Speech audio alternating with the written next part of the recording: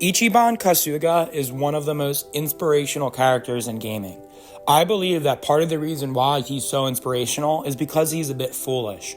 Today, I'm going to dive deeply into this character that I am obsessed with, Ichiban, and I'm going to talk about some of my personal opinions and some themes that I've noticed about his story and why it inspires me so much.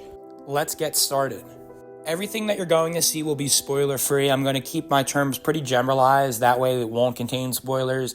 So, like I said earlier, Ichiban is a fool, and that's why he becomes the hero that he is. When we first get introduced to Ichiban in Chapter 1, we realize that he is a pretty loyal dude, pretty straightforward, working for the Yakuza, but it's pretty obvious that when something gets asked from him, he focuses a lot on getting it done.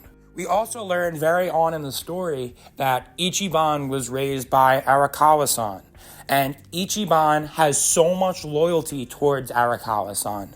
Ichiban goes through most of his life basically under Arakawa-san's guidance and lives through his footsteps. And at one point, very early on in this game, we get introduced to this concept of Ichi going to jail. And the reason Ichi goes to jail is to protect Arakawa-san. Right now, it's very obvious that Ichi is so blindly loyal to Arakawa-san. Exhibit A of him being a fool. The entire time Ichi was serving in jail for Arakawa-san, he was so loyal to him. Ichi also experiences someone just smack-talking Arakawa-san in jail and actually gets in a fight just because it offended him so much that someone slandered his name. I can't stress enough, Ichiban is so loyal to the point where it's actually a character flaw. But nonetheless, I admire how loyal and genuine that he is. So once Ichi gets out of jail, the first thing that happens is he leaves and gets on the streets, and Arakawa-san is nowhere in sight. But who is in sight are some new people. We meet Adachi. Excuse me if I do mispronounce any of these names, but in my opinion, it's quite evident that Adachi has good intentions and wants to help Ichiban, despite not knowing who he is.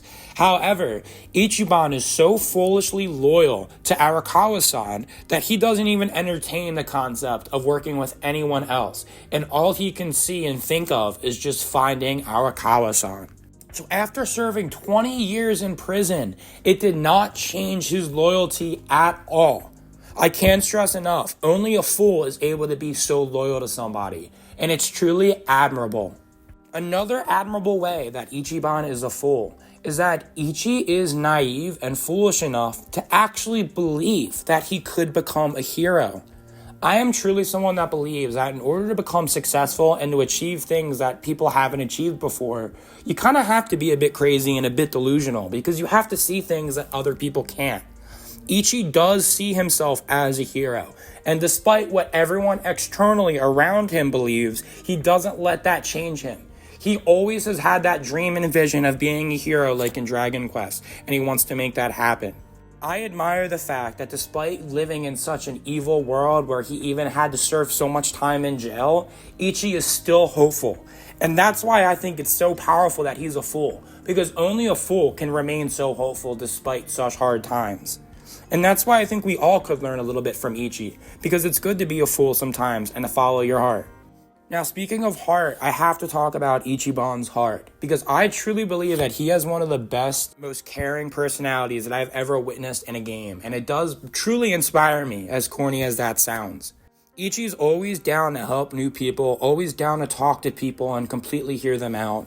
Something else that I love about this game and Ichiban is we all know that Yakuza games are full of mini-games, right? And obviously that's the way that the game intended to be designed, but I also like to look at it like Ichiban is extremely open-minded.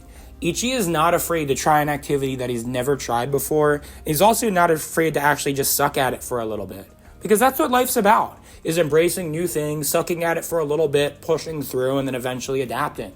And I think Ichi's a great example of that, as he's always down to try something new, try something weird, whether that's watching movies and trying not to fall asleep, or racing go-karts, or building the biggest business in the city.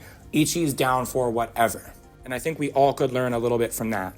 Most importantly, I think Ichiban actually represents all of our journeys from childhood to adulthood a little bit. I think all of us grew up with our own Arakawa-sans. A lot of it, for most of us, was our parents. And in our childhoods, that is how we modeled our lives, was we looked up to our parents and we kind of followed in their footsteps. And once we hit that moment where we reached adulthood and we had that first glimpse of life without following our parents' footsteps, it's extremely scary. And that's what we see Ichiban face. He could either kind of give up on life and decide that he can't go on without him, or he could embrace the hero's journey and take on this new journey of figuring out life in a new way. And that's exactly what he did. He managed to make new friends, he managed to explore new places, develop new skills. He learned a lot about this new society, and most importantly, he learned a whole lot about himself. And watching this character grow throughout his journey has been nothing short of inspiring.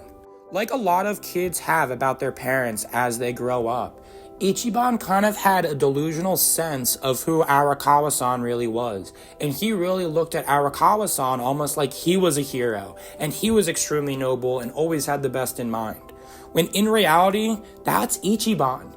Ichiban is the one that is always looking out for the good in people and always wants to be a hero. Ichi was so hopeful and naive that he really wanted to see Arakawa-san as a hero. And he managed to live most of his life by being able to see Arakawa-san as a hero. But having some time to himself and also just being exposed to some situations allowed him to kind of see things with a little more clarity. Another really relatable thing about Ichiban is I think most of us have worked in a job before where we maybe have quit or we left and it didn't really end in the best of terms, right? Ichiban is a relatable character because he is very naive to what the Yakuza is. We're not even looking at the moral or ethics of the Yakuza, but we're just looking at it as an institution. And like any business or any institution, everyone is replaceable. And I think Ichi had the perception that once he went to jail, everyone was missing him and they were going to welcome him back with open arms. But that was not the case. The Yakuza just continued to go on. It continued to grow, replace whoever fell off with new people, and it continued to evolve. And I think that was a really eye-opening experience for Ichiban to realize that, like, unfortunately, there's not that many people or institutions that genuinely care for us the way that we're going to care about ourselves, or the way that our friends are going to care about ourselves. And that was definitely something he had to learn, was to almost value his own group and friends more than to value the Yakuza institution as a whole. Ichi truly does have a learner's mindset. He's always down to try new jobs, new mini games, new tasks. He's always learning new things, meeting new people. And like I said, we definitely watched him grow throughout this journey. No spoilers here, but towards the end of our journey, we see Ichi go through so much, and we actually kind of see him get a breaking point where he's so frustrated that he starts exhibiting that frustration in kind of unhealthy ways. And once again, I just think this is so relatable. Because no matter what kind of hero we are, no matter how strong we are physically and mentally, we all do have a breaking point, and that is a very, very real thing. And something that this game did a really good job of showing is that's where support comes in. I keep talking about how Ichi is so loyal to his friends, almost to a fault. But his friends recognize that, and they appreciate that. And in turn, when Ichi hits his moment where he's so frustrated and he almost loses himself, that's where his friends come in. And that's almost karma right there. The fact that Ichi is such a good person, has always been there for his friends, is what makes his friends just want to be there for him when he needs it that much. We all can lean on our friends and support systems in hard times, and Ichi does a great job of doing this. Discovering Yakuza Like a Dragon truly changed my life, because Ichiban is not only my favorite video game character, but honestly one of my favorite fictional characters I have ever discovered. He has truly inspired me to become a better person. He's inspired me to trust my gut and trust my vision despite what other people see.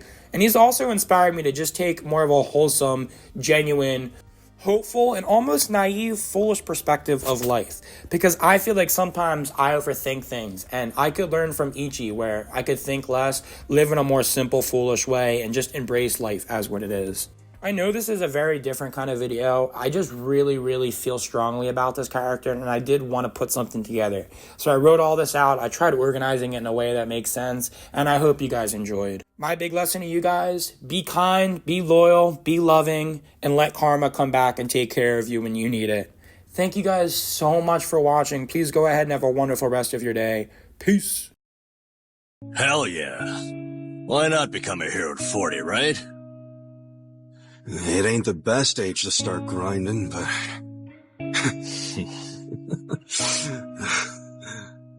Alright then. I'm ready to level up. Let's start a brand new age of heroes!